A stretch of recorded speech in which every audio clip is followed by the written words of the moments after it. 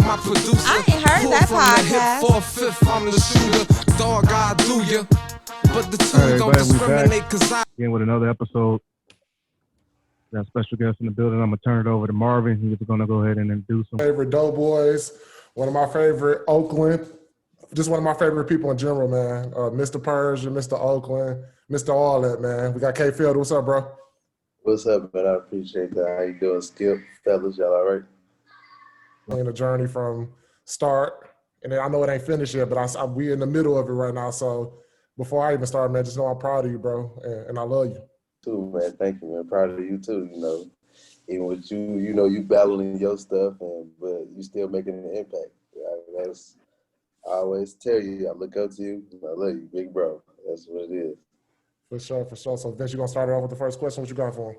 I started off, man. I know in high school in Pershing, coming out, you committed to Oakland kind of early though, and then finished like third in Mr. Basketball. Did you have some regrets of committing so early, or was it a relationship with the staff where you just committed there?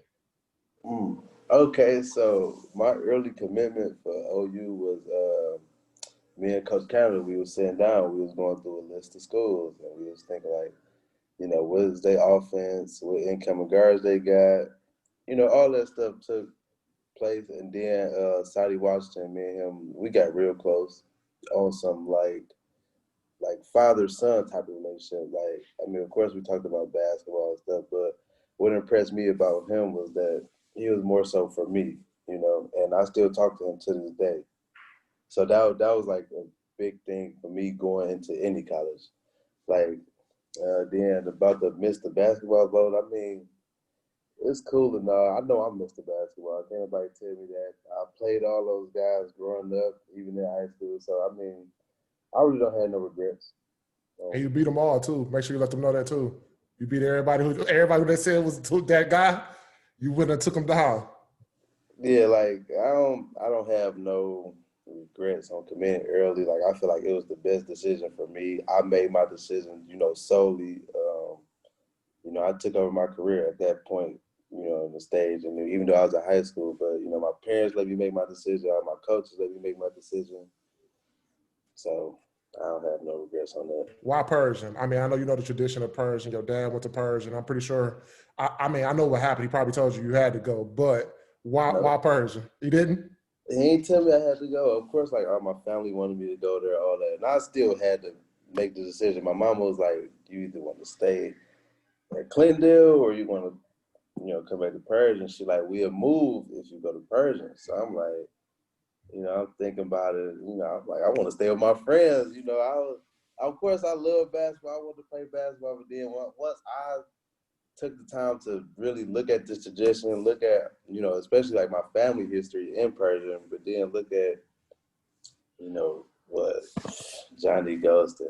Like, the list goes on, like, a list of just great, like, I don't know, tradition is really big with me. Like, it's just run deep, man. Like, once that blue and gold touch you, it's just forever. Like, you see, like, and I got like 3 tattoos about Pershing on me. Like, seriously, it really run that deep.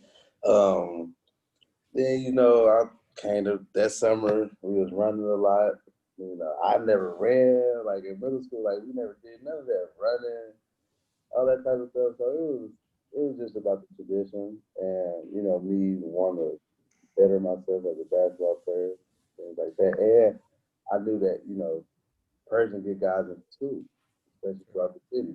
I could have went anywhere, I'm sure, but like, staying on that theme, tradition being everything, and your father was a standout at Eastern Michigan, wasn't he? Yeah. Okay. Okay. So Oakland beats out Eastern Michigan when your father is a standout at Eastern Michigan. Plus, didn't you have a good friend that went to Eastern Michigan? That tried to get him, every time he came up there, I was trying to get him to come there as well. But my thing is, they had Mike Talley coming in. They had Ray Lee coming in. They already had guards. So it's like, okay, I come here, I'm really going to be like the 5th, 4th point guard, like, and I mean, of course, I have no problem waiting and, putting in the ground. Like, I didn't want to start right away at OU. I was just thrown into the fire because that's what happened. you know, it was already a point guard at OU before I got there, Ryan Bass. And then he ended up, you know, having some injuries. So that's why I ended up, you know, starting. But back to the Eastern thing, I wanted to go to Eastern. Two of my best friends went to Eastern. Of course, Skip went to Eastern. Carl Thomas, the twins, I know them. Like, I still talk to them to this day, even though they play with my dad, but I still talk to them. You know, and I love Coach Murphy. You know, we had a good relationship. And also light skin Mike. Coach Mike Brown. Yeah, Mike Brown, we had a good relationship, but they just had too many point guards coming in. And it's like, okay, where am I going to fit at? You know, Ray Lee was going to be there, like 3 years with me or something like that. Plus, Oakland was just the best choice, honestly. Like, I seen the tradition. Okay, you got Reggie Hamilton led the nation in scoring. You got JJ led the nation in assists. You had Keith Benson, which was a dominant big when he played, you know. You had Travis Bader, you had JJ Valentine. Like, all those things, like, I looked at, you know, with both schools. Because I was going to just commit to Eastern, like, follow my dad's footsteps. I've already went to Pershing. You know, that was my whole plan. But, you know, OU came in, Saudi Washington. The offense that they run, I mean, it just fit me perfectly. So that's why it was a no-brainer to pick OU. Your senior year, winning Mr. PSL, of course. Not too many. I mean, that should be a Doughboy award because most of the time a Doughboy wins Mr. PSL, right? True. For you getting that and then winning, you won 2 cities, right? Yeah, 2 cities, yeah. And for you to win 2 cities, get drafted, and then you come back and get your jersey retired at Pershing, which I can only name 5 people probably on one hand to get that done. Tell me what that meant to you that day. No, seriously, I didn't think it was real. I mean, Waddell and Coach Cannon always talked about it, like, or whatever, but I didn't think it was true. I didn't think it was real. You know, Twig, you know, I'm deep into Pershing, just like you. Like, so I know everybody what's going on with Pershing. I can make a call about Pershing whenever.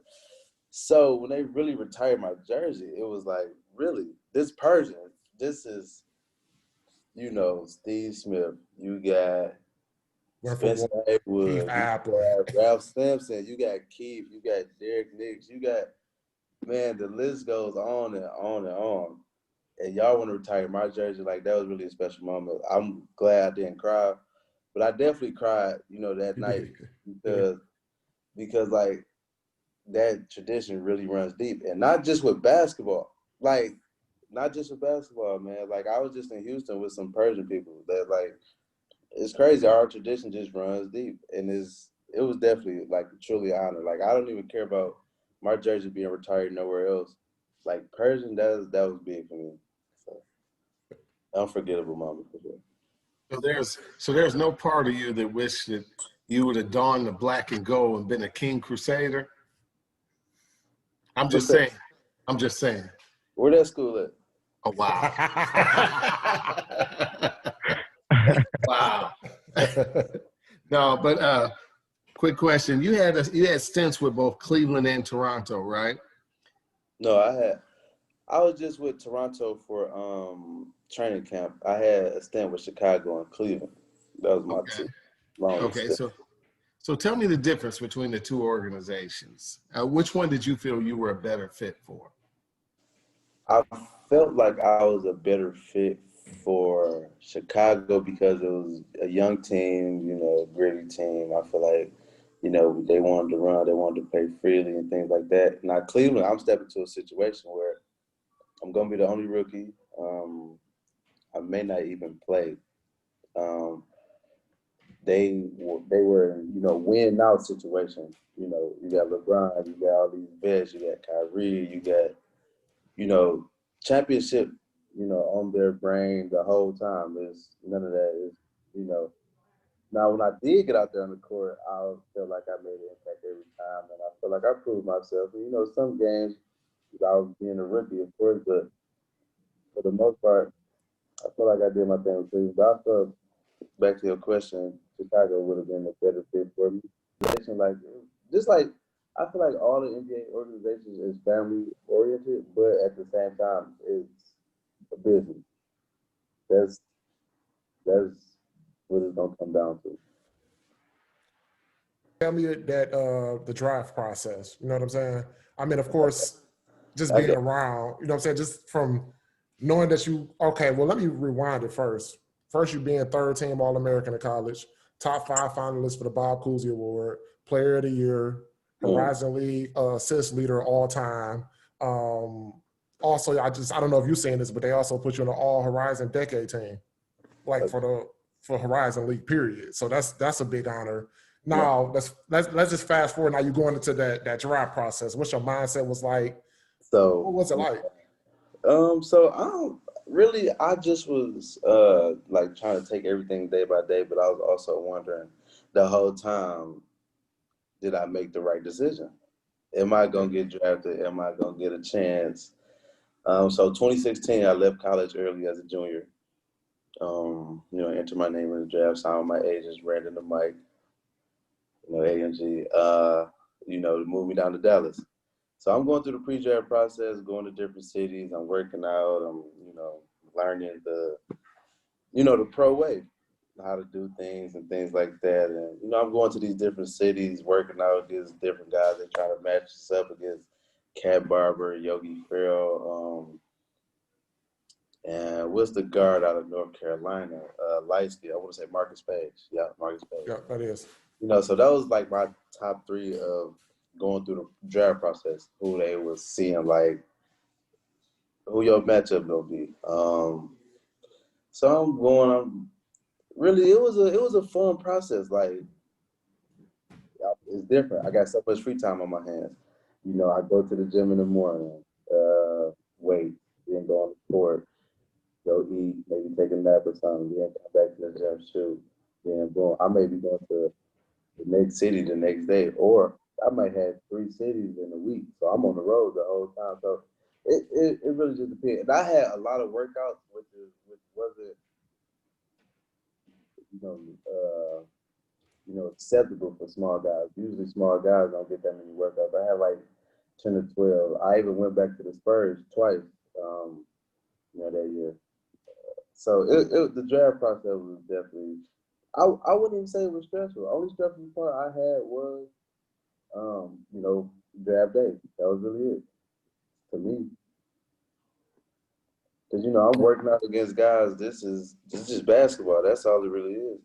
But it took a toll of me mentally, of course, from, traveling different cities. I'm in different weather, different time zones. But it was fun. That's why I encourage any of the young guys that's coming up now, like, just leave. Especially now with the rules changing.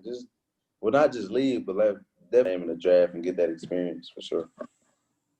Now in Cleveland, playing with Kyrie Irving, I think you had something like 14 and 20 minutes against the Memphis Grizzlies, a game y'all still lost. But what, if any, conversation did Kyrie have with you after that, knowing that, hey, I could probably do this on a nightly basis? Was that pretty much the feeling? I know I could do it on a nightly basis. It's just whether, getting an opportunity or not. And then me and Kyle, we used to talk, every other day about just picking and choosing my spots, what to do, because, he's taller than me, so he can get away with, going to try to score the ball every time, and, he's proven himself that.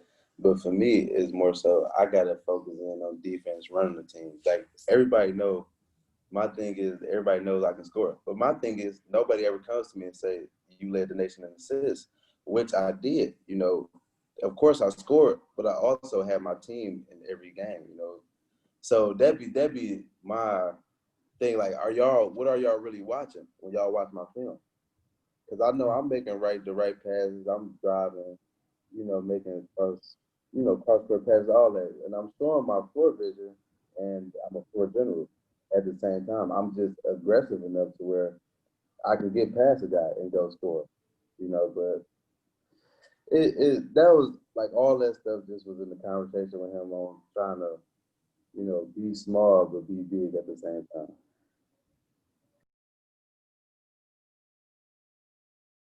This case, I know being in the NBA, I know me and you have personal conversations. At times it could be stressful being in the NBA, right? Man. So then you make that transition to going over to China. Yeah. And I know we had those conversations as well, and it looked like you were enjoying to play basketball again. Explain that overseas process, I guess. So I was nervous at first. We get the call, I'm at home, like, you want to go to China?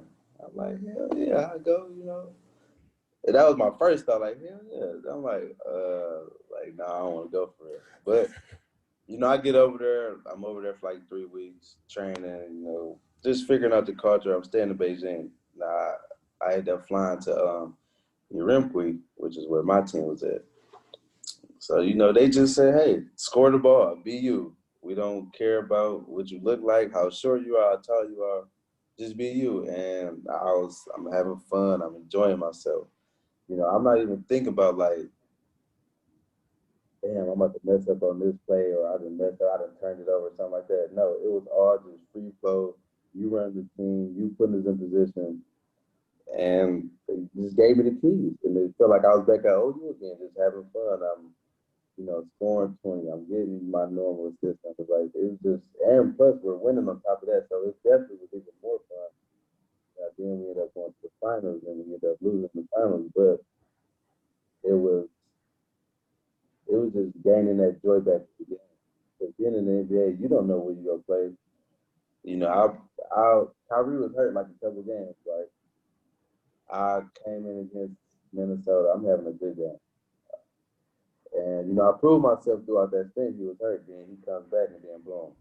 Gets it down to the G League. But I come back up and I'm sick for 20 games. And I play into that 25th game. So the NBA is definitely stressful, man. But, I mean, it's a lifetime dream if you get.